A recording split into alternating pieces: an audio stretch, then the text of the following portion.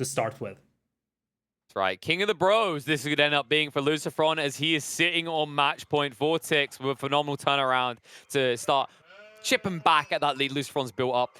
Will force that 5th game, but in this 5th game, I'm curious to see what's going to be happening to those gold spawns. That was something we were talking about in the pre-game analysis. Gold Vein is off to the side. It actually looks quite far away from VortiX's base, so that is something that could be harassable for LucifroN if he does go for the early Raxman arms play. It's more than harassable. That is a very much exposed gold mine over there. On the other side, the gold mine is also pretty far away. Actually, it's a little closer for LucifroN, so LucifroN definitely has a bit of an edge with that. But yeah, that is definitely harassable gold mine over there. Looks like LucifroN is not going for the man-at-arms opening though, so I guess for now, VortiX is getting away with that one, just standard supervising that mill. The question becomes, how many sheep can you grab over here as the English player? Because obviously, you want to do farming here, you don't really want to go for sheep, but you can deny a ton of sheep away from the Chinese player if you're successful collecting those. Yeah, it's huge resource denial because it's not just whatever the value of the sheeps are, 250 a piece, it's 20% on top of that, right? It's big for the Chinese. It's something that can make the Chinese really effective on this map. We've highlighted civs that can suffer a lot, like the Abbasids, because there's very finite resources. Berries got nerfed in terms of how much is actually spawned on them when you upgrade the mill. And it means that you actually deplete your strongest advantage very quickly. The cool thing about the Chinese is anything they supervise is 20% more gained, right? So they can actually live off their initial resources longer than other civs can. Something that's very beneficial if you think you're going to come under fire from a tempo aggressor like the English. Yeah, indeed. Looks like food is being banged up right now by LucifroN, and I didn't see him starting off with farms. And I got a question for you. Could you potentially foresee a very risky move here from LucifroN, pulling wheels and trying to council hole in the middle? Keep in mind, these players know each other's tendencies. So if LucifroN thinks that VortiX wouldn't go for the Barbican drop in the middle, it technically isn't impossible that he's dropping the council hole there, because that would give a very strong foothold. It's a risky move and it's a bit of a crazy move, but I don't think it's impossible here. You're either a maniac or a genius. I'll give probably you that both. It's just like he'd catch you on the right day, right? But in this situation, LucifroN is going to be a little bit more calculated, plays the council hall safe. Still no farms though. So looks like it's just going to be your typical English Longbow timing. Usually when we see people just trying to rush Longbows, they don't go for those farms early. The alternative is delaying your fuel age until about minute 5 and getting your food online. Which is better for longer games, right? But if you want to have the most aggression in the first 10 minutes, this is the build you do that LucifroN's doing right now. I wonder if LucifroN's build here is a reaction to what he sees from this map generation, because we talked about that gold mine being very exposed and definitely harassable by longbows, but if you look at that mill spot to the north of VortiX's place, that is something that could be easily harassed by a couple of longbows, and obviously if the Chinese lose that initial mill, that's going to be painful. So you gotta wonder if LucifroN initially wanted to go for that farming style approach with the English, but he's shifting things up because he sees how exposed those key positions are for VortiX. That's an astute point, especially considering the Chinese don't really rush to get any sort of defensive unit out. You're not going to build Spearmen against the English. Also, you tend to delay your feudal a little bit longer, right? Because usually you're just trying to min-max your eco. You don't feel like you get that much value out of insta-rushing up to feudal. And that might be someone that catches VortiX off guard. I think he's going to know what's coming, though. Like, this is an English main, if I've ever seen one. It definitely has been in the past. So he's going to understand that when he sees that tech-up timing from LucifroN at about just after 4 minutes, there's going to be a storm coming his way.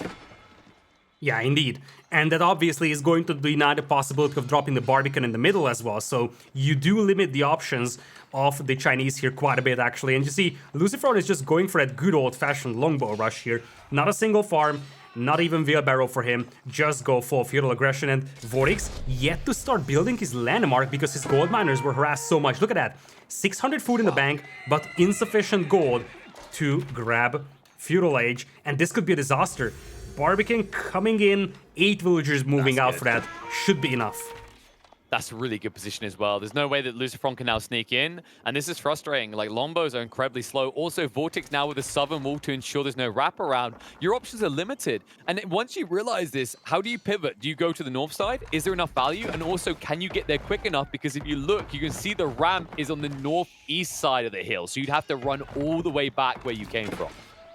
Yeah, Vodka pointed towards an interesting spot on the map, on the hill. There might be a small hole that we need to take a look at. You see, there are some trees over there. I don't think that you can walk past those trees right now, No. but you never know. It's actually, You get close to the that's Barbican. open. Yeah. You do get close to the Barbican, though. That's my concern, right? You're going to be in Barbican range, so you're going to take heavy damage on the Longbows. Maybe not too bad once you get the campfire, but LucifroN's not thinking campfire. He's not thinking, like, let's wait an extra minute or two. You can clearly see that his intent is to end this game as quickly as possible. He did lose both of his scouts right now, so he's playing completely blind. There was a lot of scout dancing between the two players. VortiX keeps his own scout alive. LucifroN loses his second scout as well. So right now the vision here is not spectacular by any means for LucifroN, and it's going to make it difficult to acquire targets for those longbows. As I said, those longbows would have to run past the Barbican right now to do damage, and they are being spotted right now by VortiX. This is so far a great defense by VortiX. He's playing a greedy game, but he is not under direct threat. And LucifroN's blind, right? He lost both the scouts. He doesn't have an outpost now, so he's very limited vision-wise. And this is the worst-case situation because you want to see where you're going before you arrive. The Longbows are so slow. They'll at least kill a single villager, but you need a lot more than that, right? You built this for a lot more than just getting a single villager. Yeah, like at this point, the concern for you is that you're exposed back at home, and you see now with the supervised, VortiX is starting to add horsemen. So if you're LucifroN, you can't just think about, okay, I can't do damage here, I will just go castle age, because the Chinese can ramp up that military production really fast and punish you for potentially trying to castle this. You see, Song Dynasty now coming in for VortiX, and he's gonna have some military presence, something that he can use to potentially punish LucifroN, should LucifroN decide to go into castle. Looks like he's going to pick off a second villager though, so there is some value for those longbows at least. Yeah, but it doesn't feel good at this stage, right? You know Song Dynasty's coming online, and if you think about the resource exchange of Longbow for Villager, like, it's awkward because VortiX is still going to be scaling economically ahead of you in that trade. So I feel like Lucy needs something a little bit more definitive. I would love to see a villager pull for an outpost right now, but you can see he just feels stretched. And we're starting to see the weaknesses of this type of build. Like, you start to feel all in. If you back off now, you're forfeiting the entire mid-game over to VortiX. Yeah, this is a difficult scenario for LucifroN. That Barbican going up is a lifesaver right now for VortiX. Song Dynasty is in.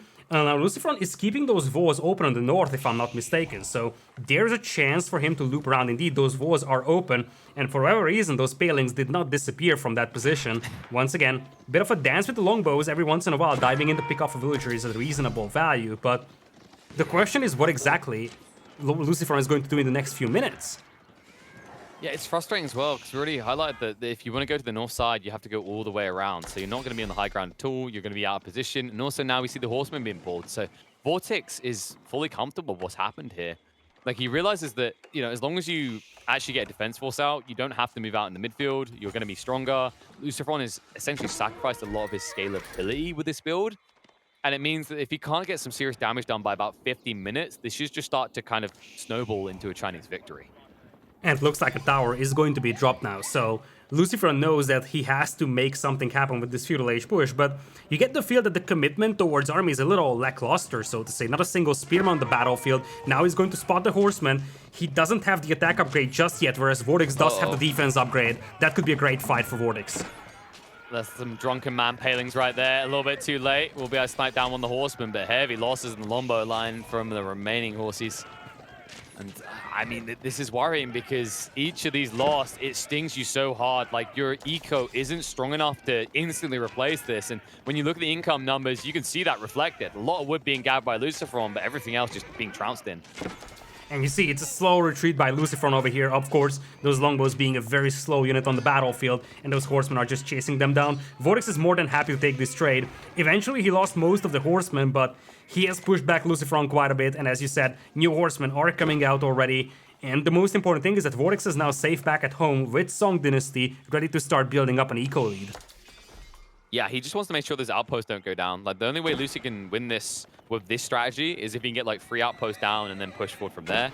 He still has to go around that Barbican, though. Like, this feels very frustrating. I'm wondering if LucifroN is considering an outpost into falling back for castle, because realistically, you can't get in from this angle. Like, you're going to lose a lot of troops diving past the Barbican into a choke point up against horsemen. Yeah, that's exactly it. And VortiX is once again coming in. Those longbows can't accomplish anything, and this is turning into a struggle here for LucifroN. He's trying to make something happen, but he's simply unable to. He doesn't have the eco to field sufficient numbers, and he doesn't have the army to take this fight right now. And this Rax would have been good like a minute or two ago at least, but now it just feels too late. I mean, it feels like LucifroN is kind of stuck in a rut. He's doing the same thing over and over again, and we know what that is. That's the definition of insanity, and this is going to drive him insane because VortiX already has his number. You can see he's now up to 6 horsemen, only 8 longbowmen. Quickly, LucifroN's whole army is depleting towards a net 0, and so is his economy as well. So, frustrating situation. LucifroN, if he wants to switch up, he's got very limited time to do it, but he won't bother. He realizes that it is most definitely done. A very quick game 5. VortiX continues this reverse sweep and keeps the dream alive. Yeah, and now you get the feel that the momentum is on his side. The previous game looked pretty good for him, and this one is something that I would even call dominant. And suddenly, LucifroN, he's at match point, but should he lose the upcoming game number 6, we're looking at the 3-3 scenario. So it looked really good at the start for LucifroN, but he started to run out of juice a little bit here by the last 2 games, and VortiX gaining a ton of momentum over here. There's definitely a shot for VortiX now to reverse sweep this one. Dominant game number 5 over here by VortiX, and we're moving into game number 6 with VortiX having 2 wins in a row. Yeah, I find in this situation, maybe you're getting a little bit tired, a little bit frustrated. The best thing to do is crack open a can of your favorite energy drink and just pour it all over your face. That tends to wake you up, get you back in the mood. Because this felt like LucifroN, he kind of just got stuck in a rut. I mean, we say it's dominant, but it's meant to be dominant. What LucifroN done here is he tried for a very all-in type play that we don't see as frequently anymore.